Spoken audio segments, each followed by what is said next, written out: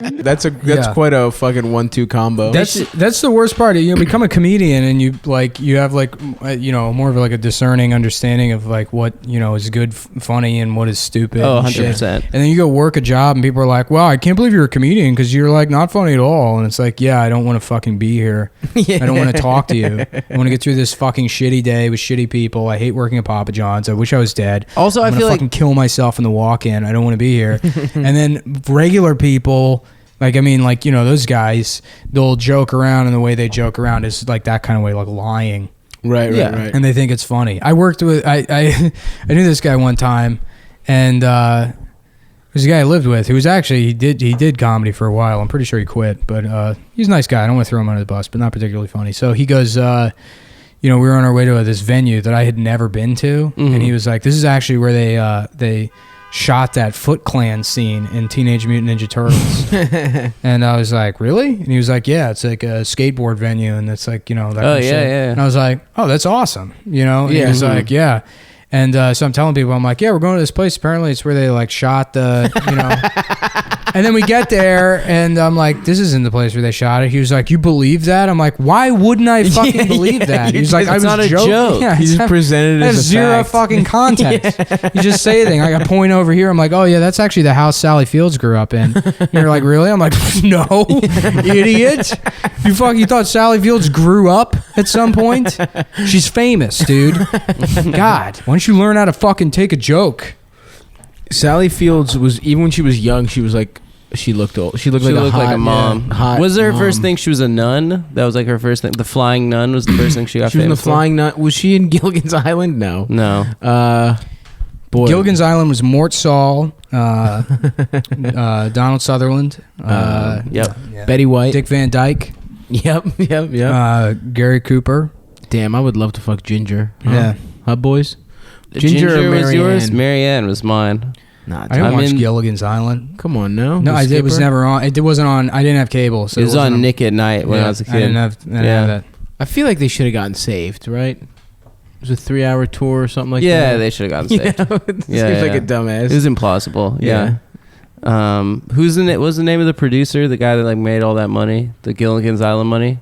I have no idea. I barely know anything about Gilligan's Island. I just know that I wanted to fuck Ginger. Well, you brought and it also up as if Marianne. it was your favorite fucking show, dude. Not my favorite show, just a show I watched maybe like 8 times as a child, and maybe that's why I want to fuck redheads so much. Maybe it's Ginger. Maybe it's not my 6th grade teacher. What about Ginger Spice Jerry Halliwell? Hell yes, dude. Yeah. She was your favorite? She was my favorite for sure. Posh, because she was a bitch. Posh? Yeah. Did you want to fuck any of the Spice Girls? No, not really. I didn't pay attention to the Spice Girls. Oh no, dude. Not me. What were the early women that you had crushes on? Oh fuck. I think I wanted to fuck that girl that went to the Olympics for ice skating. Tanya Harding? Nancy Kerrigan? The Chinese girl. Oh, Lucy Liu.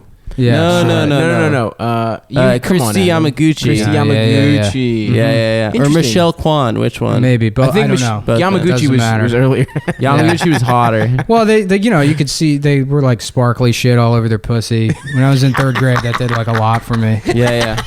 It just drew the eye to the pussy. Yeah. I wanted to fuck Kelly Bundy. Oh, of course. You wanted to fuck Kelly Bundy.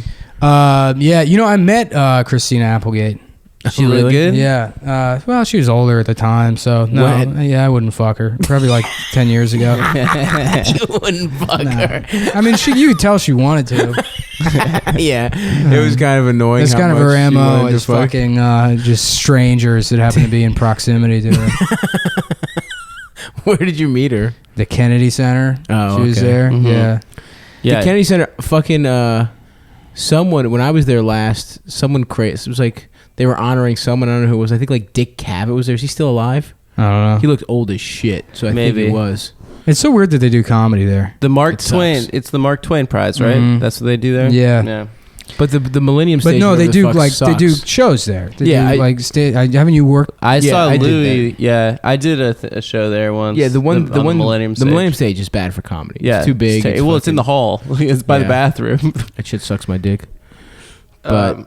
But people. I remember in 5th grade we had to go to the Kennedy Center to see an opera. It's like a field trip thing. Really? Yeah, I forget what we saw, but we had this weird Greek music teacher. And yeah, we had to go. That was like at the end of the year. They brought us to go see an opera. I kind of want to see an opera like now. I hated that bitch. Why?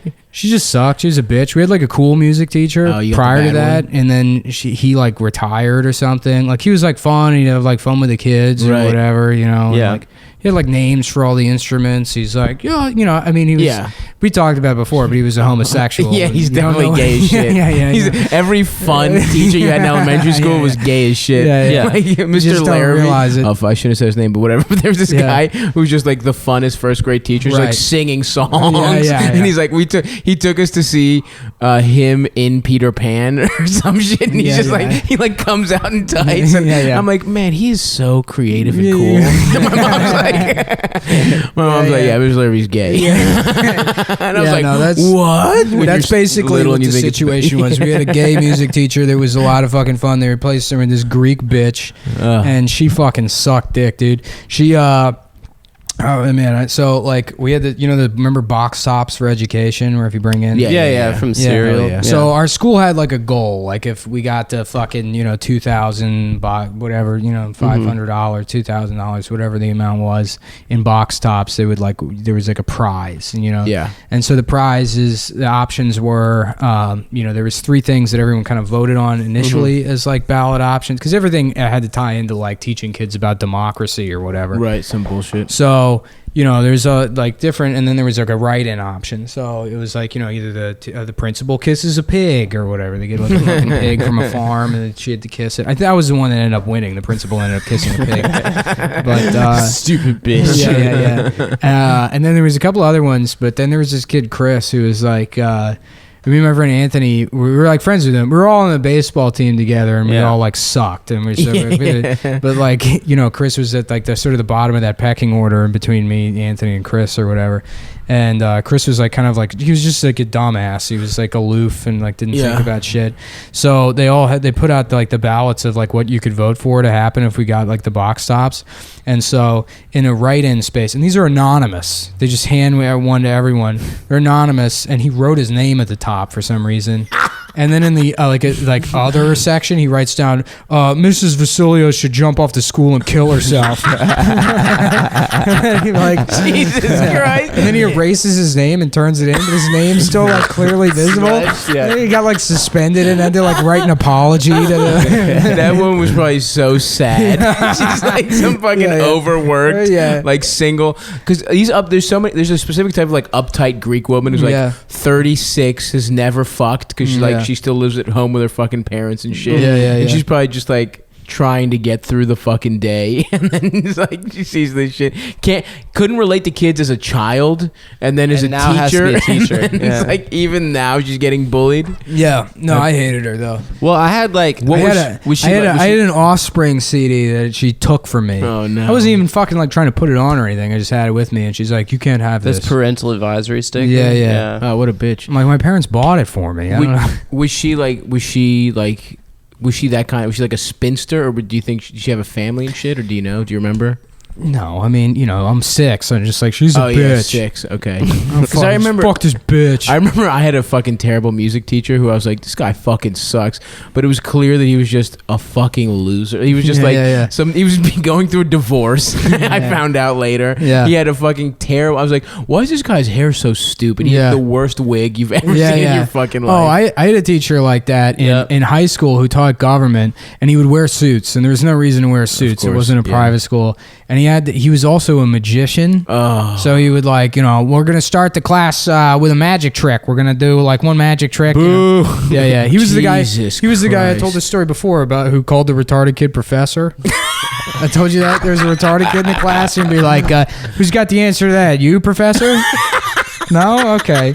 I told this story, right? I think so, but still, that's so fucking funny. Yeah, and he had this like piece of shit, like fucking like a mid '90s Buick Regal with the trunk didn't close, so it was like held shut by a bungee cord. Just fucking like boom, boom, boom. As he like went over, and me and my dad ran into him at the grocery store one time, and he was like wearing some like shitty, you know, not like a nice tracksuit, but that like I don't know what the material is. That real loud fucking that swooshes. Yeah, that swooshy fucking nylon, material. Tracksuit. Yeah.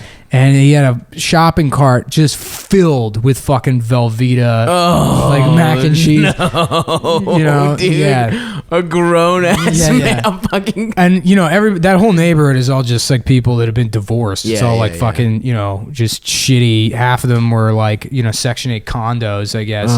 So he was probably divorced, and he's like, oh, hey, how's it going? And like he had this instant reaction when he saw me, where he like didn't know what to hide first.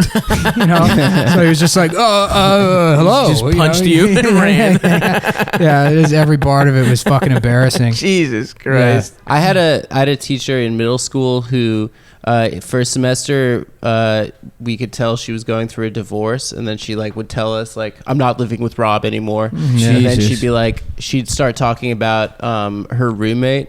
I guess it was like maybe 9th grade. She started talking about her roommate, and then by the end of second semester, she was in a lesbian relationship with her construction worker roommate Jill. Hell yeah! And then